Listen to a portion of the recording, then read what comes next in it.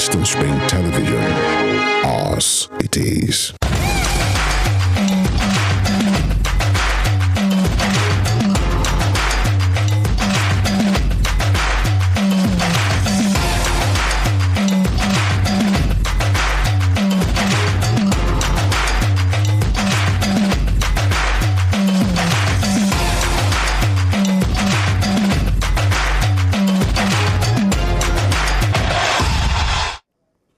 The season is gradually coming to an end, and what we've been waiting for months finally came to an end over the weekend in the English Premier League. Arsenal won't win the Premier League. Manchester City has won it for the 10th time in a row and the 5th time in 6 seasons. What a remarkable feat. My name is Joseph Atara. Good morning. And I am Nengi Ernest Ademola. Thanks for joining us this Super Monday morning on Sports Spring Western Spring Television. Now, a whole lot to dish out to you this morning. And I know what I'm about to say might not go down well with the LA Lakers fan, but I tell you for sure that we might be seeing a Denver Nuggets versus Miami Heat finals, talking about the NBA. A whole lot to talk about. Even on the local scene, we have officially confirmed the top 6 clubs that are going to go for the NPFL Super 6. All of this and more coming your way this morning. Thanks again for joining us. So we start from the local scene, and many are wondering how Lobby Stars made it to the Super 6, and I say consistency, as they say,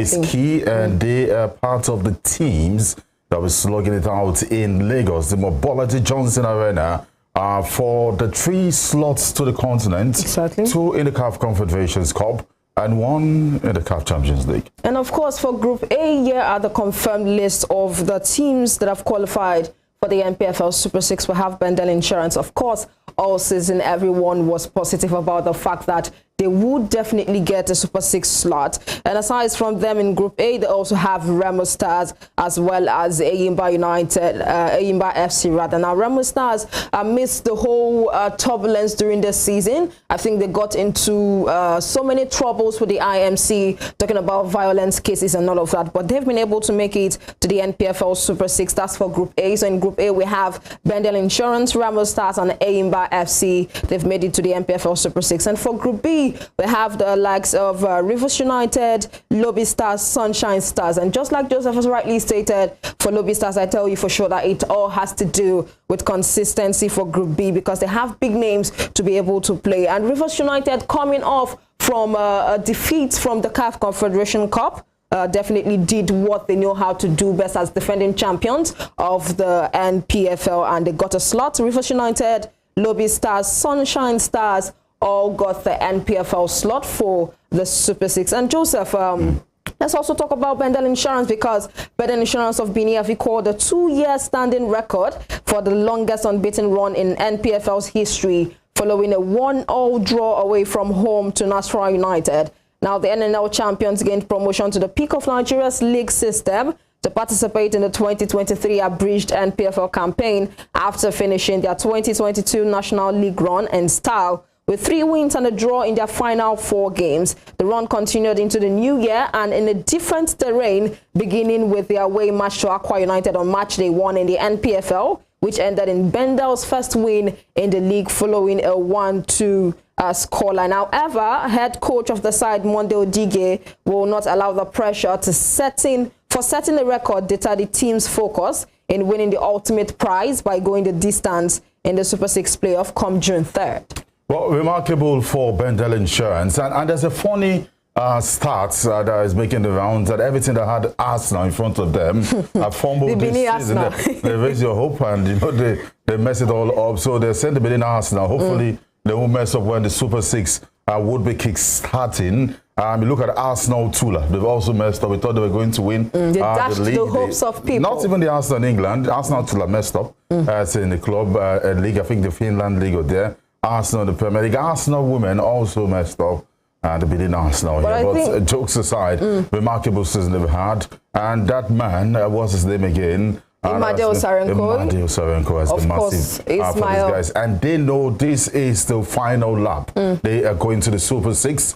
And it must count in Lagos. Of course, they must make it count for themselves, because they cannot come this far to actually dash the hopes of people who have been very supportive right from the time they were advancing from the NNL down to the NPFL. And I think it's a good thing.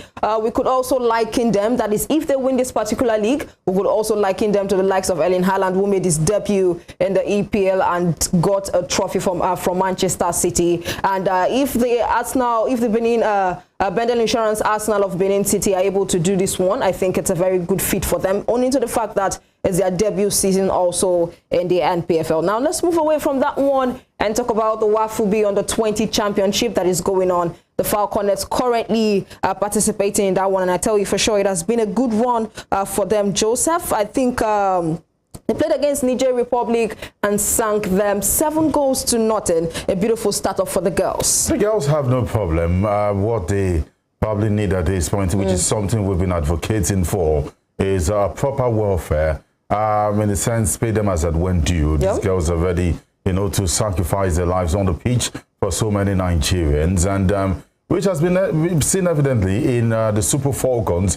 And when you talk about progression, the Super Falcons, anything that has to do with female team in Nigeria has been working. You look at the girls from the under-17, under-20, making it to the senior level. Gift Monday, and they named them, a list of them, and I think I'm not surprised that they trashed their opponent 7-0. And one thing they have, which is their slogan, is no mercy. I mean, even if we need 2 goals to qualify, we want to embarrass you. And that's the spirit, because as the competition progresses, you will meet tougher teams. So how do you explain it that you scored 2-3 goals and go relax? Anything is possible. We saw it between Brazil and Italy yesterday. The Italians were almost leveled, and they went to bed early in the 62nd minute. So that is one thing the Falconets have. No mercy, it's a slogan, and you've heard most of the players said is at times outnumbered. So I'm happy for them. It's not just the win, it's the message they're sending to the opponent that we're not here to joke. Exactly. We've scored 7. We're the highest scoring team so far in the competition. Take us for granted, and you will see Shaggy. And just to rightly add to what Joseph has stated, Esther Oyenezide netted quick goals for Nigeria under 15 minutes. That's just the 4th and 13th minute to put the country in cruise control. Chinyere made it 3-0 for Nigeria in the 34th minute, and Oka netted the 4th goal in the 49th minute of one-sided encounter. And Esther completed a hat-trick in the 53rd minute before goals from Alani and Chioma made a comfortable 7-0 for the Nigerian side. I think it was a hard-fought victory for the Nigerian side, talking about the Falconets. And also, aside from that, still on the WAFUB Under-20 Championship, we do know that Burkina Faso on Sunday night defeated Togo 2-0 in the ongoing WAFUB Under-20s Women's Championship at the Babayara Stadium, Ghana. The Burkina Faso Under-20 girls team scored 2 goals in each half to come out victorious in the encounter. Monifatu Helbi put Burkina Faso ahead in the 29th minute before the woman of the match, Halimata Balem, added the 2nd goal in the 83rd minute. The Togolese fought so hard to reduce the deficit, but gave up to the superior power of the Burkina Babes. And earlier, just like we've rightly stated, the Falconets humiliated Niger Republic, the under-20 girls 7-0, and Nigeria will now face Togo under-20 girls on the 24th before locking hands with Burkina Faso on the 28th in the last group games. All right, so still on the continent here, and let's talk about the Flying Eagles. Not on the continent right now, let's move to the world stage. The Flying Eagles defeated Dominican Republic 2-0. Now, Dominican Republic are making their debut in the competition. And there's been this talk here and there, most especially on the social media, and how poor the performance of the guys were. I mean, allowing Dominican Republic to get the first goal from the spot. They had to rally back to get the needed victory in that one. And, well, I disagree with most of the critics that the Flying Eagles might not go anywhere if they're playing a 2-1 game with Dominican Republic. In as much as they're debutant, look at the caliber players they have in their squad. 6 of them plied a trade in Palmeiras in Brazil, and it shows the quality. You understand what I mean? And so I think it's a good start for the guys. But then some positive from the criticism they've gotten is that we have 2 top teams to play. Italy and Brazil. I mean, we saw it yesterday. Those were that was a world-class performance from both teams. Exactly. Now, you did talk about the fact that so many criticism has been going on all social media platforms concerning the performance of of these boys. Now, I think one thing would need to pick away from yesterday's victory against, what's their name now? Against, of course, against Dominican Republic, who are debutants in the Under-20 World Cup. I tell you for sure that, truthfully, of a truth, was supposed to score more than 2 goals past the Dominican Republic.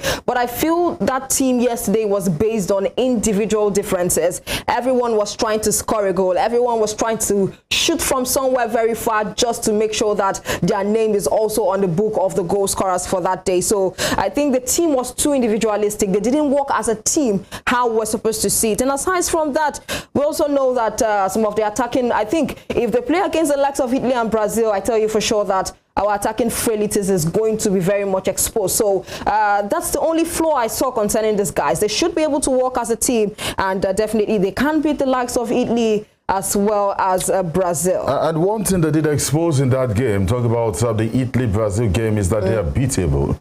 They're also vulnerable when it comes to defending, and that is one thing the guys, most especially Lawal, who got the winning goal less than 20 minutes to the end of the game yesterday, would bring to the table knowing that these guys are beatable. The fair, the name Italy, the name Brazil wants to play, and hopefully the coach is that experienced and wise enough to put these boys and let them understand that, see, it's 1 down, Dominican Republic. The next game on Wednesday against Italy, we can also get this, and we're through to the next round, and the last game will just be a mere formality. Exactly. And things you pointed out, actually, everyone trying to register their name on the score sheet might also cost us. You watch the way the Italians played in the first 45 minutes. They dominated because they played as a team. And the second half, as I said, they went to bed. They started bringing in individual brilliance, and the Brazilians capitalized on that. And it was a miracle that they did not leave that game with a point, and that would have been good for Nigeria if it had ended in a draw. But still talking about the Under-20 World Cup, we've talked about the fact that Nigeria won